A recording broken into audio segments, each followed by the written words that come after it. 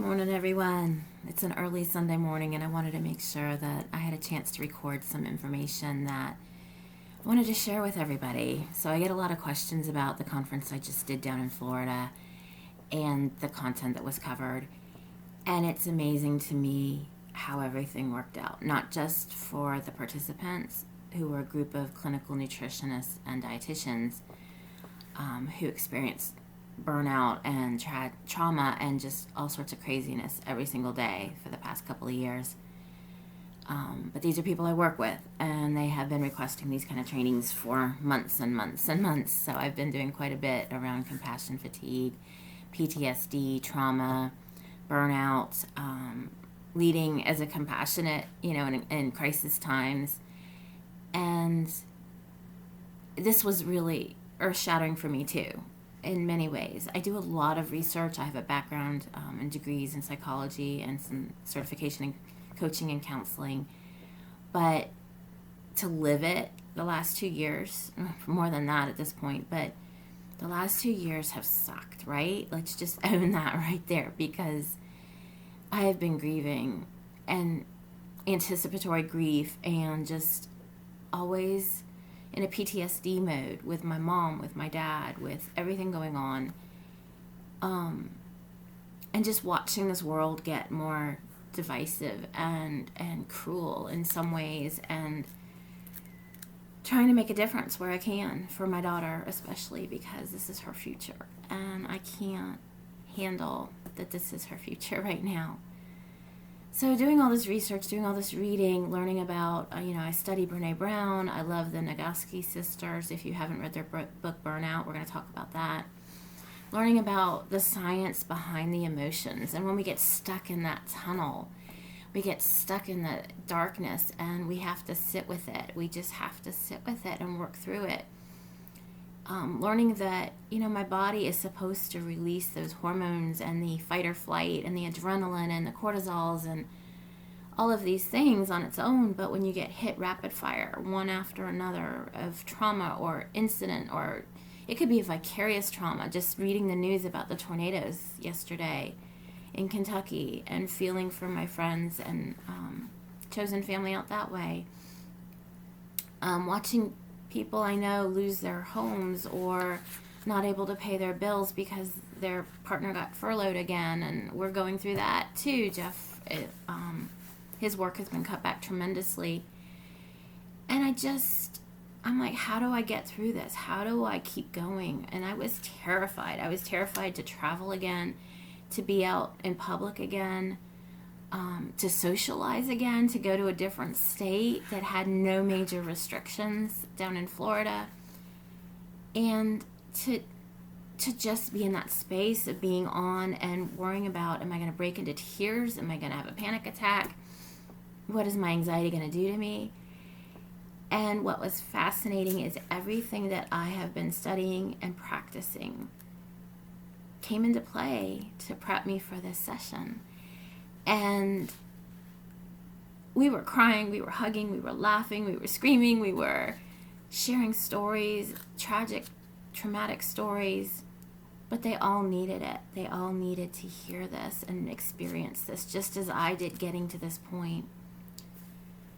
So I'm not doing the live session today. A lot of people said they didn't have time. And my challenge to you is, if that's what you thought or if that's what you feel right now, is make the time. It just takes 15 minutes a day. If you have to get up 15 minutes earlier, or you have to ask your family to say, I need 15 minutes and I'm going to close the door here and I'm going to listen to my music, or I'm going to go for a walk, or I'm not washing the dishes tonight. You guys got it. Delegate out. Give yourself 15 minutes a day. During those 15 minutes, what I'd like you to do is breathe. I talked to a dear friend yesterday, and I said, my heart rate since I got back has been in the hundreds constantly. Like, my blood pressure's good, but my heart rate, my anxiety seems to have elevated. It's been really high coming back, since coming back from Florida. And I know that I have some pressing things at work that will shift everything for my future and for our well-being, as financially well-being.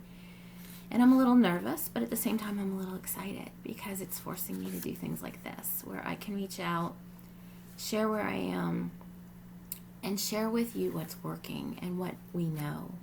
So what do we know? Scientifically, we know that we are supposed to release all of those hormones I was mentioning. We are biochemical. Everything that we do, our bodies does, is a fight or flight or some sort of neurochemical response to a stimuli. And right now that stimuli is all stress, right? We're all dealing with so much stress, whether it's a conversation or news or work or family members having their own stuff going on, health issues, whatever it is, there's stress all around. And it's relentless, right? The waves are coming faster and faster. So the body's supposed to let go of that. Think about, my brother used to talk about the lion being chased the lion chasing the gazelle, and that gazelle, after it's in a place of safety, all those things just kind of calm down, right? They just kind of let go. And it takes 10 to 15 minutes in a normal situation, but when you're constantly barraged and bombarded, your body just doesn't want to let go. It doesn't feel safe. It's like, I don't want to go back out to whatever that normal is. So we bury that. We bury those emotions. We get stuck in the emotional tunnel. We don't see the light. We feel despair. We have our dark nights of the soul, and they rack our bodies and our minds and our souls, our being. So breathing. I was talking to my dear friend yesterday, and I said, my heart rate's off the charts. I have so much I'm feeling right now. And she goes, what kind of breather are you? And I said, it's funny. I was just reading that in a Brene Brown transcript, and the power of breath. Whether you're a yoga instructor or a special forces trainee, you are taught how to breathe, and how to breathe from the diaphragm, from the down in the stomach, engaging the stomach muscles. By doing that, you're releasing oxytocin, and you're allowing your body to know it's safe. So just taking a minute and a half and just breathing deep makes such a difference. I watched it in a group of almost 80 people. All I had to do was get them to do a controlled deep breath for a minute and a half, in and out. And you could see the tension flow out. You could see their eyes light up again. You could see the difference it makes when they did their deep breathing. And I'm not kidding. It doesn't matter if you're a yoga instructor, special forces, or somewhere in between. These are scientifically based studies that have been done to show the power of deep breathing for a minute and a half. You have a minute and a half. I have a minute and a half. And I've watched my heart rate go down since doing that. So I'm really excited about that.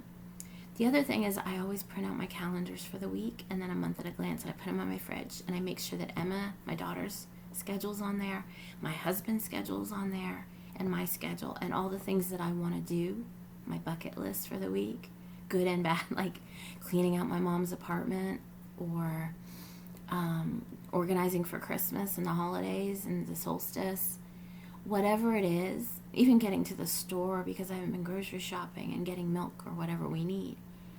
It's on that list, and I just check it off as I go because I have to. It's an accomplishment, and it's momentum. And having everybody's schedule laid out makes such a huge difference, because then I can delegate and I can say, oh, Jeff, you have a coaching call at 9. I've got meetings from 8 to 10.